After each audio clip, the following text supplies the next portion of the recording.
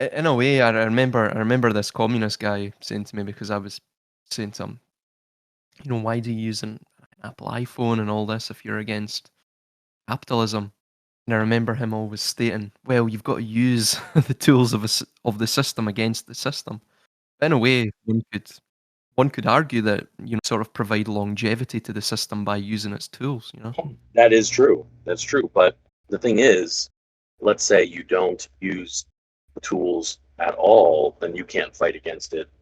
The probability of everyone going off grid, at this point and not using the system is, I mean, until we go further into this chaos, where people are going to wake up more. But for the last how many hundreds of years, the probability of people just not being a part of the system is very, very slim to none. So that's why using the system is pretty much the only other option. It's kind of like if we didn't use it, yes, we wouldn't be feeding it, but we also wouldn't be able to fight against it at all. Yeah, yeah. It's like any technology, especially telecommunicative technologies. I mean, even radio in a way, and television in its early heyday, and film and what have you. Again, they are just tools. I mean, even a gun to a degree is just a tool, as the right wing say. Guns don't kill people. People kill people. Generally, technology is merely an extension of the psychology of the person using it. Whatever way it's used, it sort of reflects the person rather than reflects the technology. Right, like you could be like a brilliant scientist using a very advanced tool to turn the gears and the knobs in your invention, but you could also use that same tool to bludgeon someone over the head. You know what I'm saying? Exactly. Yeah, yeah, yeah. You're absolutely correct. Yeah. Unfortunately, a lot of these tools or technology or innovations or what have you, obviously they do get weaponized by the state, primarily because the state funds a lot of these technologies. So I think that's why a lot of people have aversion or animosity when thinking about these technologies. Right. I mean, it makes sense because, like, I mean, obviously, the longer we use it, that's gonna continue to lead us to the destruction. But I wanted to finish up with is there's certain things that I'm really fascinated by, and one of them is these stars. Okay, the 5-pointed, the 6-pointed, the 8-pointed, the 12-pointed. We already have a lot of information about like the 6-pointed, an abundance of information on that one. And throughout the ages, how it's been seen on Baal monuments and statues, and well, I mean, it's Saturn worship as well. So many, it's weird how so many different things are the same thing though. It kind of takes the fun out of it for me, because I'm like, oh, is this going to be a new god or a new thing that they're? No, it's just Saturn again. Like, it's just It seems to be that deity and its various variations of the deity. Obviously, the minor details change. so, yeah, they, right. But then you have to think about like the hundreds of years that they have to either change it. Well, I don't know if I told you this or not last time, but I'm working on another project. There's so many different, because all the information being revealed or that we're being able to comprehend now, or for whatever the case. I was working on the changes of gods from, how Zeus is Jupiter, but the Catholic Church, that is where, got it, like Babylon. The Medo-Persians got their stuff from Babylon. I think Babylon got their stuff from Egypt, right? Well, Babylon primarily got their religion, their theology, even their culture, a lot of their language, and even obviously their forms of writing from Sumeria was primarily centered around modern day Kuwait. But the Sumerians themselves were entirely foreign peoples. They potentially came from the Isle of Bahrain. They were not native to the Fertile Crescent. But yes, it was sort of mixing between them all. Right. It was mixing and also just changing the names. The Greeks, when they took over the Persian Empire, they incorporated the Medo-Persians, the Babylons, and the Egyptians. And then when the Romans took over the Greeks, they got it all. And so I've been working on this very interesting project of all the saints, which are just all the different gods, all the pagan gods, all the, Saint Peter is Jupiter, Zeus. Saint Nicholas is actually Poseidon, which is Neptune, where they found this Saint Nicholas statue, and it was it was confirmed that Saint Nicholas is actually just Poseidon. Then you got Mary, which is Aphrodite, which is Venus, which is Isis. But one of the interesting ones that I found was Saint Christopher. Right, Saint Christopher is who you pray before you go on like a plane or before you go in your car. So he's like the saint of travels.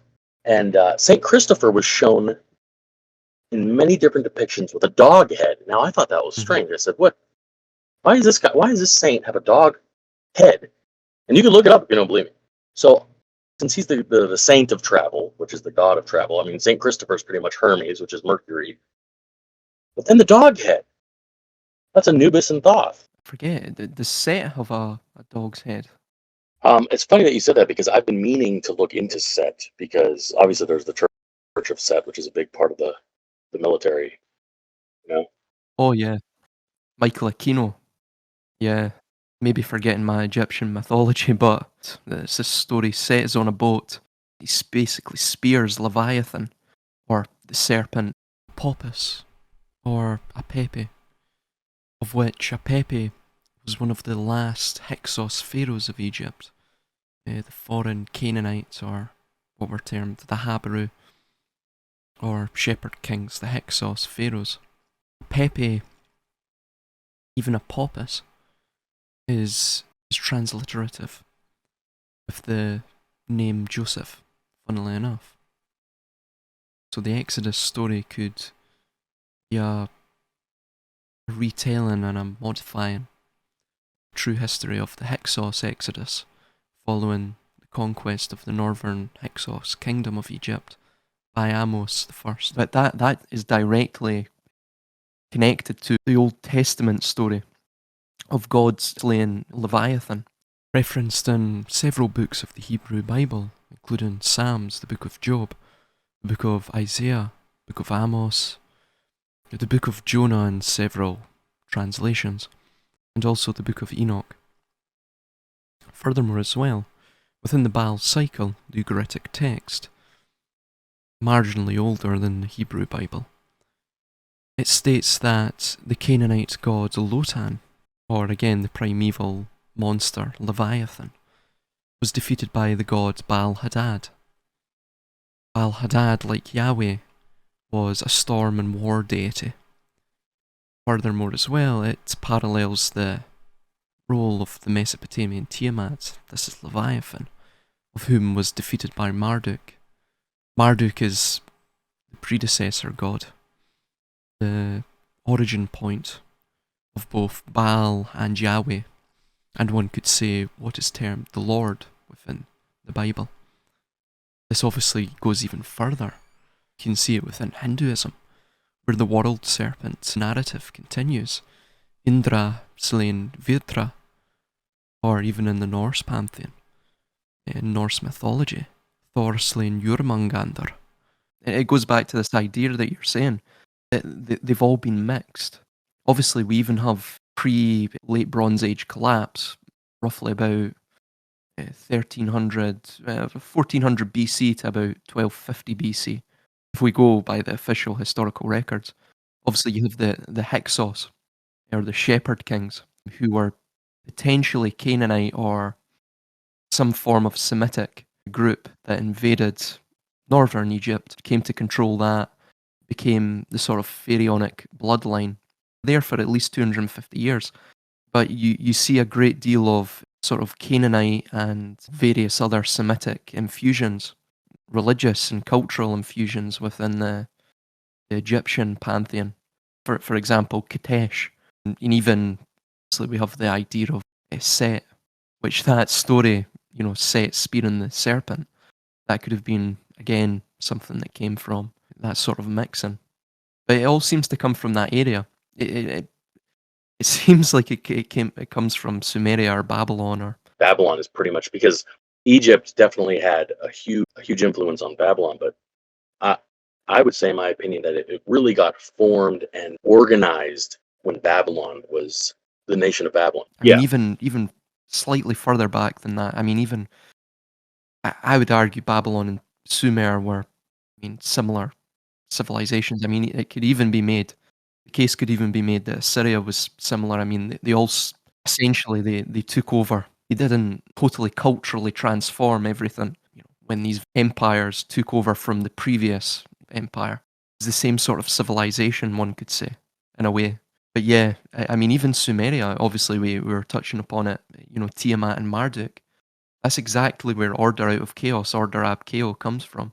It's obviously found within every eschatological stories throughout most of the Mediterranean and Near East, even in India as well. It's all related, yeah. Well, because when they, colonized and, went over to different places, they had to bring their ideas, and because subversion was happening back then too. They had to incorporate their ideas in certain ways to get their deities kind of, because that's what they've been doing this whole time. Again, with Saint Peter, when people are praying to Saint Peter, they're praying to Jupiter, which is Zeus, which is, like, it's just, you go all the way back down to Babylon and Egypt. And I think that's almost like a way of, people always wonder, like, how are these people not turning on each other? Or, well, they worship the same deity. If their parents worship this. You're absolutely correct. I mean, that was the only logical explanation I could come to, because remember, they're all psychopaths. They're all ambitious. I mean, they would literally they would kill each other unless there was a religious unifying motif or end goal, prophecy, if you will, ritual that they were all taking part in. Yeah, something higher. And Yeah. not only that, but if, you look at, in Christianity, they fear God, but how do we know that they don't fear their deity?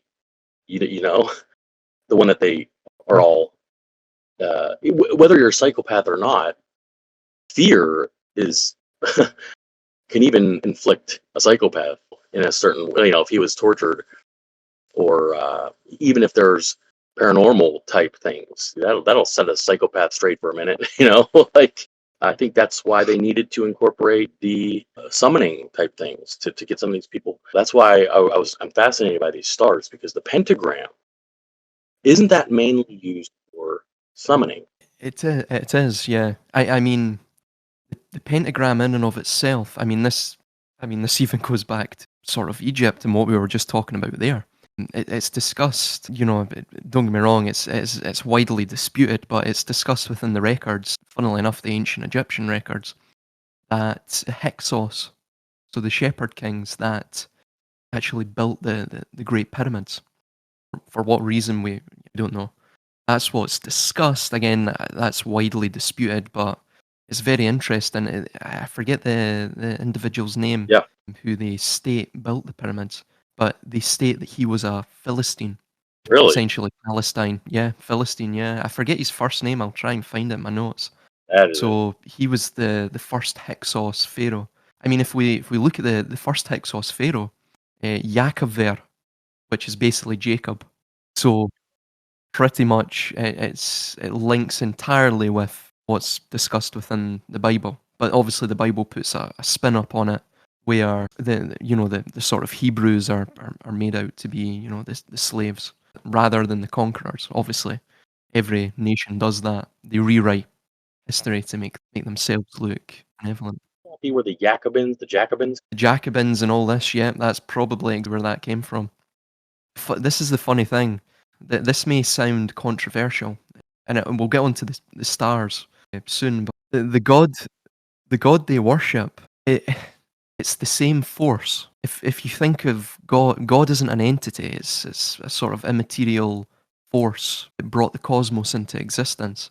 It's that which put pure potential into a sort of ordered code that we see around us. If you think of it almost like the closest example I can give is probably out of pop culture is Star Wars. You know the Force. You have two sides to the Force, and the Force is constantly trying to find this sort of equilibrium. If you think of the Force as God, the dark side, the light side, what these individuals are attempting to do is sort of, in a weird way, they're attempting to find balance, but the problem is the way they're attempting to get to the balance is by being totally in the dark side. Again, it's just probably a hubris they have, who knows? But they want to be God, essentially. They want to be transcendent. without physical limitations. I mean, this goes to the pentagram. Pentagram is a orthographic, two-dimensional projection of every side of the Great Pyramid. So obviously the Great Pyramid is in and of itself a representation of the human being. Four physical elements and one apex or capstone, the spiritual element,